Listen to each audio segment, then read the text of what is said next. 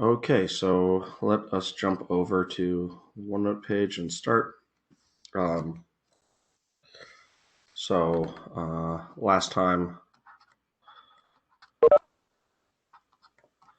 we had some definite integrals that we wanted to compute.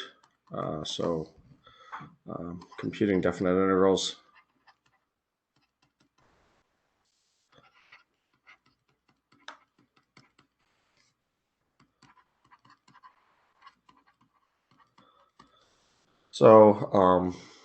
We had this one that was part D, I think.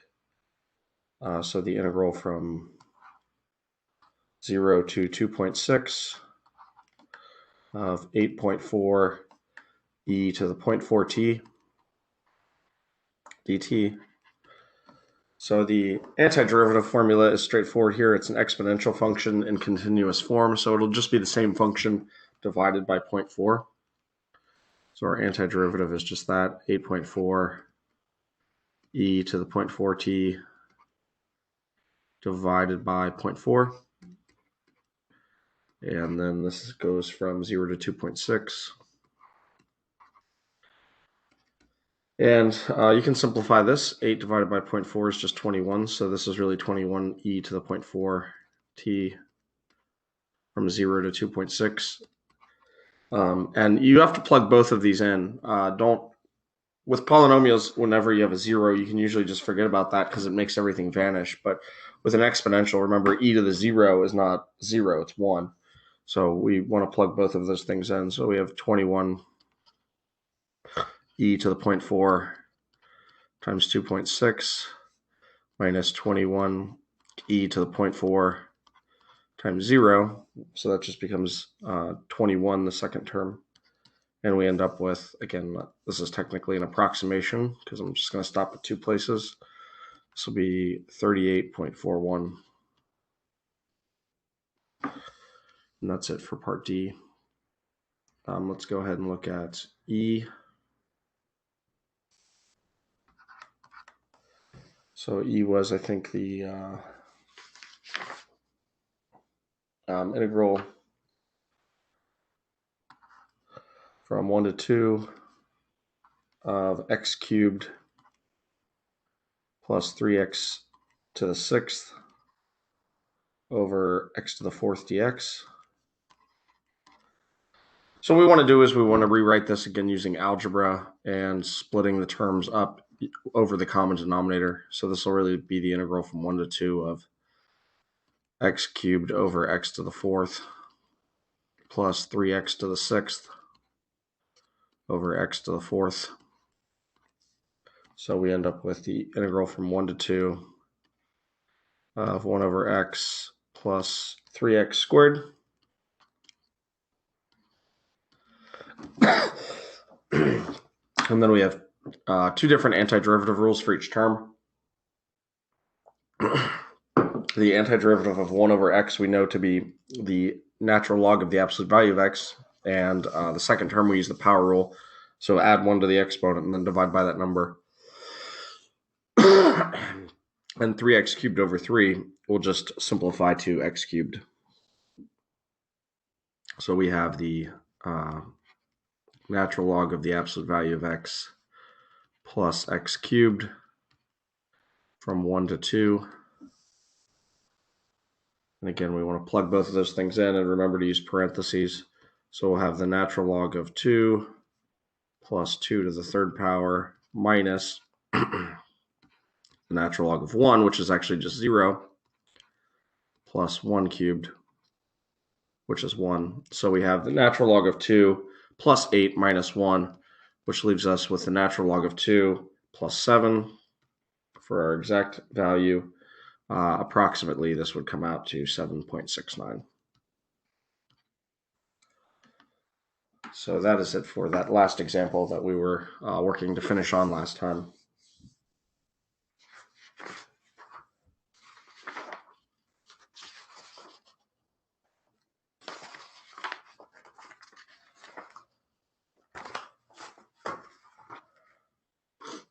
Okay, so does anyone have any questions for me? Otherwise, I think maybe we'll do a few more examples and then move on to total change in average value, 5.3, which is a pretty short section. All right. So back here.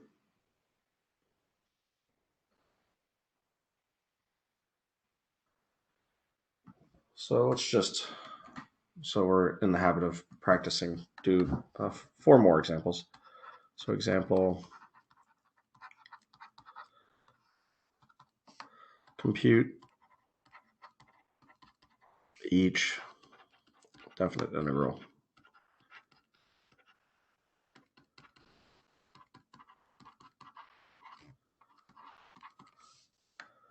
So let's say we're trying to integrate from -2 to 0, x to the 5th minus x to the 3rd plus x squared dx. So this is just a polynomial, so we just use the same rule in each term, add 1 to the exponent, then divide. So this is going to be 1/6 x to the 6th minus 1/4 x to the 4th plus 1/3 x cubed, and we're plugging in -2 and 0. Now, again, remember, when you plug in 0 to this polynomial, all of these terms are just going to go away. So we'll actually just get 0. And then we need to subtract and then plug in -2. So we'll have -2 to the 6th over 6 minus -2 to the 4th over 4 plus -2 to the 3rd over 3. So that comes out to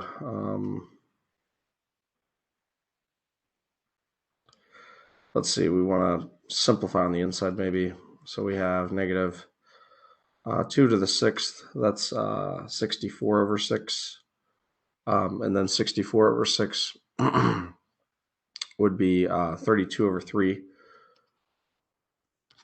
So 32 over 3 minus 2 to the 4th over 4 would be just -4. And then plus this last term, we would have, that would be -8 over 3, because we're raising it to a negative power there.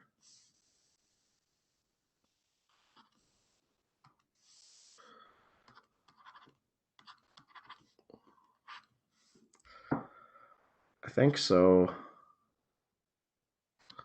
That would be minus, and then inside we have 24 over 3. 32 minus 8 is 24 over 3. And then 4 would be, if we want to make that thirds, that would be 12 over 3. So we end up with -12 over 3, which is the same thing as -4. So -4 is our answer there. Having a little trouble with my fractions this morning. Going a little bit slower than usual, but that's okay. We still hit pay dirt. Okay, so let's do another one. Let's do one with a radical.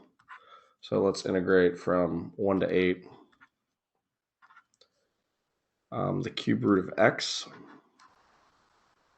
dx. So remember, we always want to turn our radicals into exponents. So we would be integrating x to the 1/3 power here.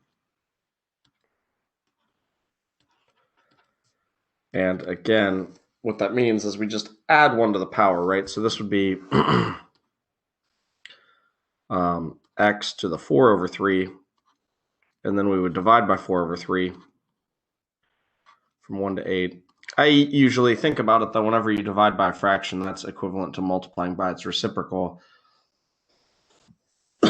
So I think it's easier to write this as 3/4 x to the 4/3 from 1 to 8. And then we just plug in both. So 3/4 8 to the 4 over 3 minus 3/4 times 1 to the 4 over 3. So let's see, 8 to the 4/3, that's 16. 4 goes into 16 4 times, so that would be 12 minus 3/4. And so we could just say that's 11.25 or 11 1/4. So that one is relatively simple, even if it might look intimidating with the fractional exponents. If you just follow the same rules, shouldn't cause too many problems. Okay, let's do one with exponential. Let's say 1 plus 2 times e to the negative 0.6x. Okay, so remember 1 is a constant, so if it's a constant, you just add an x to it. So the antiderivative of 1 is just going to be x. And then the second term, 2e to the negative 0.6x, is an exponential. So we are going to just divide by that negative 0.6 to get our antiderivative. So we have x plus 2 e to the negative 0.6x divided by negative 0.6 from 0 to 4. And just curious to see if that simplifies to anything worthwhile.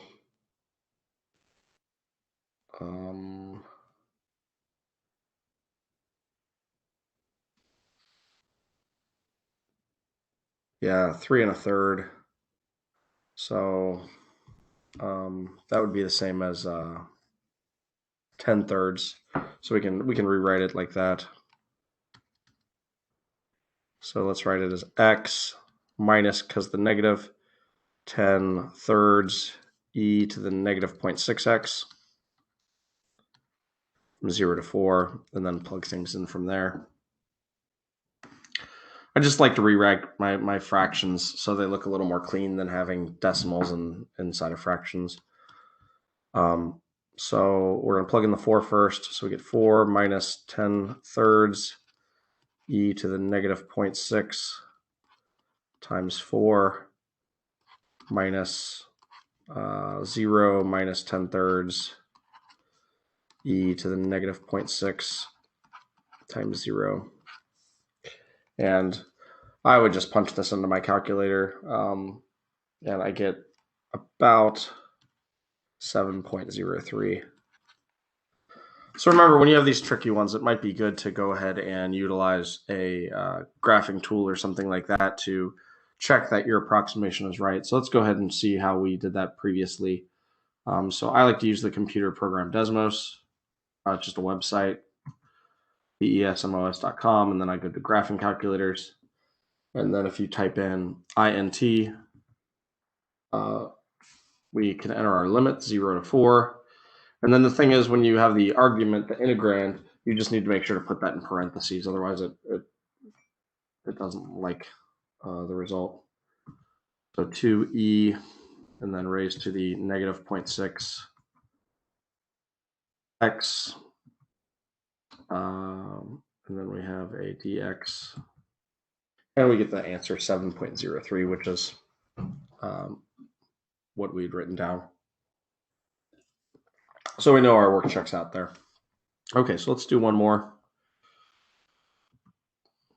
And then we'll move ahead to 5.3. So let's say we have the integral from 1 to 9 of 1 over 2x plus 1.05 to the x. So we've got the other exponential rule finally that's going to make an appearance. And the thing to remember with the 1 over 2x is the same thing as 1/2 times 1 over x. So when we have the antiderivative, this will just be 1/2 times the natural log of the absolute value of x. So our antiderivative here will be 1/2 natural log of the absolute value of x. See, don't make the mistake of thinking it's the natural log of 2x. That's not correct. So the integral of 1 over 2x dx is equal to 1/2 the natural log of the absolute value of x. It is not equal to natural log of 2x.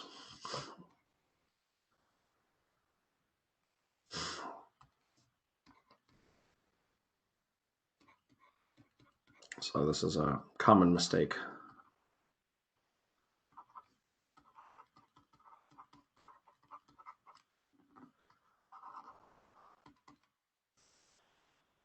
And then the antiderivative rule for the standard form exponential functions, you just divide by the natural log of the base. So we have 1.05 to the x divided by the natural log of 1.05. And this is what we're plugging in 1 and 9 into. So again, we're going to have, it's going to look really complicated, and you're just going to have to plug it into your calculator to get an approximation. So 1/2 the natural log of 9 plus 1.05 to the 9th over the natural log of 1.05 minus 1/2 natural log of 1, which is actually 0, so that term will vanish, plus 1.05 to the first is just 1.05 divided by the natural log of 1.05. So we've got a bunch of stuff. It's probably not going to simplify very well, but I have the approximation, and then we can check that again on Desmos when these integrals get really sloppy. So this comes out to about 11.37. Again, this third term, 1/2 natural log of 1, is just 0, so you don't even really need to write that one. Let's check this on Desmos again. So we're going from 0 to 9. We can just alter, or 1 to 9. We can just alter the limits here and then the argument. So 1. Then we have 1 divided by 2x and 1.05 to the x.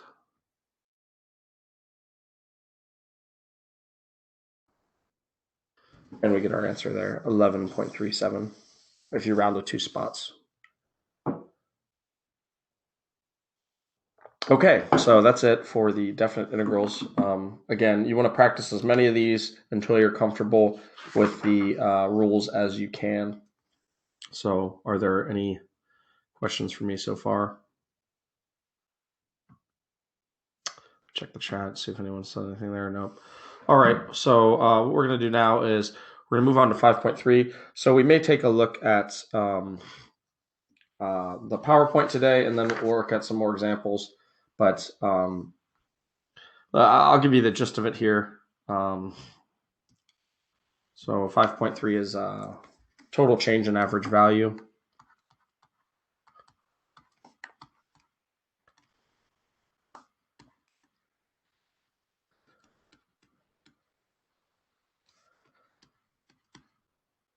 So the two things that are important here.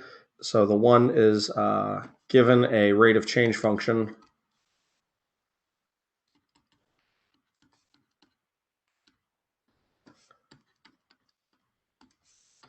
f of x,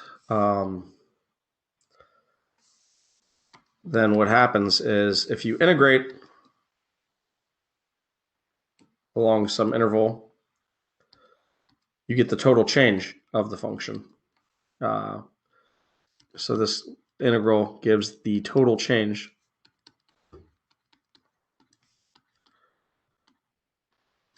from x equals a to x equals b. So I will say the total change is, again, like if you've had physics, this is more along the lines of displacement versus total distance traveled. So what do I mean?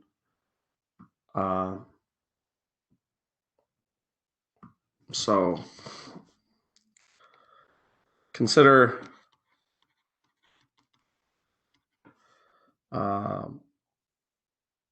let's say a person walks 5 miles east,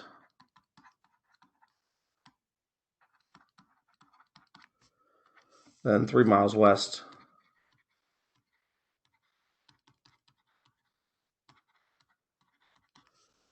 then 2 miles east.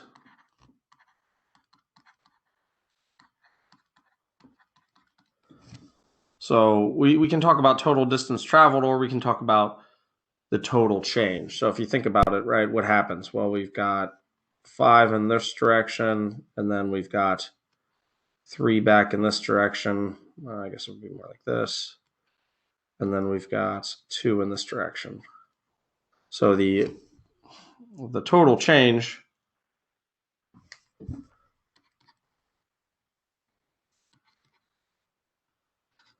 is just 5 minus 3 plus 2, which is equal to 4. But the total distance traveled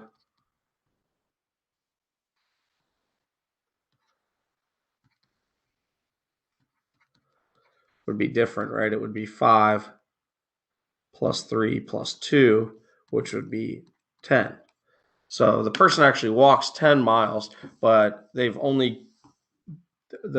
net change is only 4 miles different from the origin location. So that's just a distinction to keep in mind when you're thinking about total change versus maybe some total distance. And then the other concept in this section is the average value. So it's pretty simple. The average value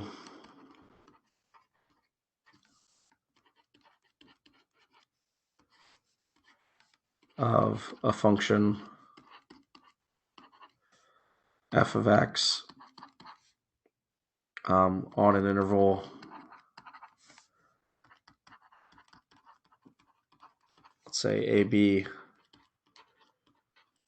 is 1 over b minus a times the integral of f of x dx from a to b. So it's just that formula. And it really does make some sense because if you had some curve, say we've got a to b, right?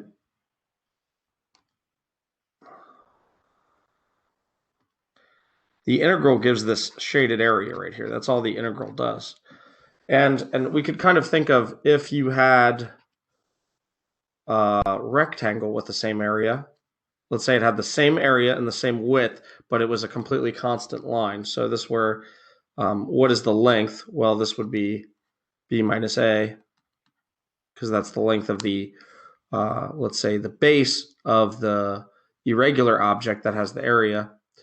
If we could somehow make the areas exactly the same, this height would be the average height. So if you take the whole area, which we know from the integral, and then divide by this b minus a, we should get this average height. So if you could take this wavy thing and flatten it out, if you could imagine it were like an elastic band, and you can push it down so that the area stays the same, but you've now flattened it into an actual rectangle, you would get the average height. So that's what's happening. The area is the shaded area. That's what the integral represents. You're dividing by the base, and that should leave you with the average height. So that's why the average value formula makes a lot of sense. It's very intuitive. Okay, so let's go ahead and move to the PowerPoint. I believe I have this 145 folder. Yep, PowerPoint. And we'll see what's in there, and then we'll do some examples.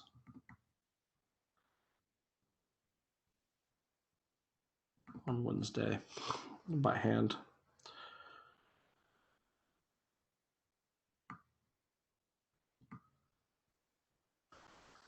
Okay, so again, net change theorem and average value. We've kind of gone over some broad strokes of what those two things entail. Okay, so this is just a recap of the fundamental theorem of calculus that we were using to compute definite integrals. And notice they're using capital F prime. That's just so we think about it as a rate of change, because anytime we think of a derivative, we think of it as a rate of change. So again, notice they're using the wording net change versus total change. So okay, so they're just, I think, talking about units here. So for instance, if you have this dp dt, that's looking at a population over a time interval. And when you do a definite integral of this function, you're going to end up with just a p of t2 minus a p of t1. So the units of your answer will just be population. So notice you can kind of think about when you take the derivative, you're kind of in some sense multiplying by time. So you're getting rid of that dt. So you just end up with the units of the original of the output. Okay, again, here they're looking at another example that comes up in economics. If you have marginal cost, that's going to be cost per unit, but then when you integrate, it's going to turn into just a cost value. So notice they say there the change is the change in cost when the production is increased. Okay, again, another example, you have volume of water, which is probably something in gallons over time. And when you do the integral, you'll just end up with a change in gallons. These are just examples to show you a variety of different functions. They're not actually doing any math here. And then again, this is another one, velocity in the net change being displacement. And that's the example we looked at that we just talked about. We looked at the fact that the integral is giving the displacement rather than the total distance traveled. Yeah, so in part 2, they're doing the same thing here. If you integrate the absolute value, you get the total distance traveled, which is what we saw. Rather than subtracting 3 in our example, you just add the 3, and that's where we got the difference. Okay. Again, displacement versus distance, this is essentially the same thing I did. I just gave actual numbers.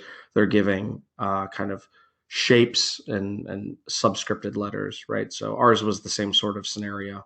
We had a person traveling east, then west, then east again. That's the same thing here. They've got a distance A1 that's positive, a distance A2 that's negative. So that would be the opposite direction of A1. And then a distance A3 that's positive, again, in the same direction. So that's essentially the same as our motivational example. Okay, so let's see if we can, and then acceleration's velocity. So these are all just examples of where net change is applied, but they haven't given you any functions here, so there's no math to actually do. Okay, so now we actually have a example. So we have the marginal revenue of a company that's selling Q units is this formula. So the R prime of Q is 26 minus 0.04 Q. So they want us to compute and interpret the integral from 200 to 300 of this R prime of Q function. So we can already interpret it. We know that the revenue, this is the change in revenue that you get from producing 200 units to 300 units, right? Again, the limits are going to be Q values, which are just units. Yeah, and it doesn't say anything like Q is thousands of units or anything like that. It just says units. So this should just, the interpretation should be whatever number we get is the total change from in revenue from producing 200 to 300 units. And so now to do the integral, we just integrate that polynomial, which is going to be 26 minus 0.04q. So that'll be 26q minus 0.04q squared over 2. So we'll see that on the next slide. Yeah. So again, you just plug in the numbers and we'll see what we get. But this is a fairly straightforward computation, similar to the definite integrals that we've had so far. So again, you're just adding 1 to the power and dividing each of the 2 terms and then plugging in. Notice normally what I do is I put the second group in parentheses when I plug in. They've kind of done 2 steps at once. They distributed the negative, and that's why they don't have the additional set of parentheses, because really it should be like plus I mean, you're subtracting, but inside the big parentheses, it would be a positive 26 and then a minus 0.02. But they've already gone ahead and removed the parentheses and distributed the negative sign. Okay, so that number comes out to 1,600. So we have the net change in revenue from 200 to 300 is $1,600. So pretty basic example, but you get the idea. Really, we're just taking what we learned about definite integrals and giving them a little more scope for interpretation in terms of units and setting.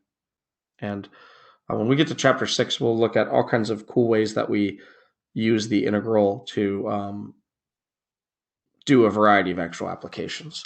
So, we'll look more in depth at specific scientific fields like probability, biology, economics, things like that. Okay, so units, they're going to talk about how this is the product of the unit for f of x, right? So the unit for measurement of a regular integral a to b of f of x dx is the product of the unit for f of x and the unit for x. But the thing is, all the ones we've been looking at so far, it's a rate of change function. And a rate of change function usually has two sets of units, a y unit and an x unit. And then when you multiply a ratio, the x units are going to cancel, and you'll just end up with whatever the top unit was of the ratio of your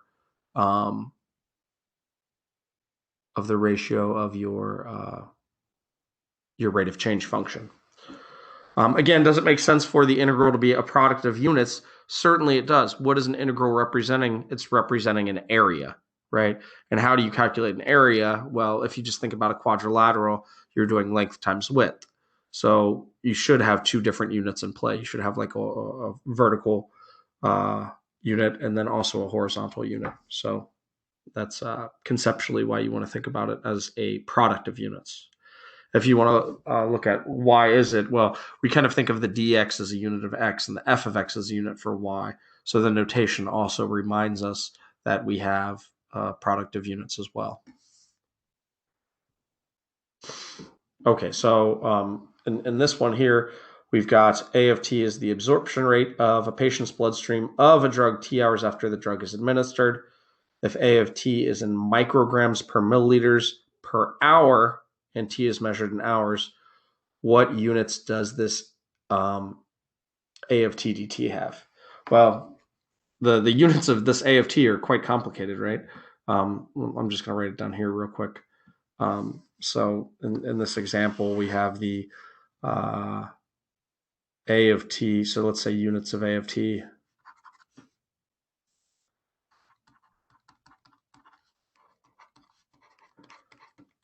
They are micrograms per milliliter per hour. And then your units of time, I think, are just hours. So the units of the integral of A of t dt are the product of those above, right? Micrograms per milliliter per hour times hours. So in effect, the hours cancel, and our units of our integral are actually simpler than we think. They're just micrograms per milliliter. So that's how you can kind of just figure out what the units are going to be, and that will always help you interpret your answer. So let's see if we got that right. Oh. So the units are microgram per milliliter per hour multiplied by hours, giving micrograms per milliliter. Yeah, exactly. So exactly what we got. The integral represents the net change. Yeah, over that time interval from 1 to 3. Okay, so any questions on net change from anyone? Okay, doesn't look like it. Let's look at average value. So average value, there's the formula, which is the same one that we had written down earlier. And yeah, so finding the average value, they're just going to compute it. They're just showing you an example. So we're looking at the function f of x equals 1 plus x squared on the interval -1 to 2. So again, the length of the interval is going to be 3 there. That's the fraction in front. Notice that turns into 1/3. And that's just because b is 2. 2 minus -1 comes out to 1/3. And then they're going to plug in the function, which is 1 plus x squared. And we see that that has an antiderivative of x plus x cubed over 3. Remember, the antiderivative of 1 is just an x. And then the second term, you add 1 to the power, then divide. That's why we have x cubed over 3. And then we're just going to plug in the units and subtract to get the integral. So again, we have 1/3, and we plug in the numbers, and everything simplifies to 2. And that is it. So sometimes with these PowerPoints, you may want to go back and get the function and do the integral on your own by hand to see that they're correct. But it was a pretty straightforward one there, just a 2-term polynomial. But that is it for the PowerPoint for this section 5.3. So next time we'll come back and I'll look at some examples on 5.3, and then Friday we can spend to take some time to look at homework. So I think that's going to be it for today. We may finish a little early. Does anyone have any questions?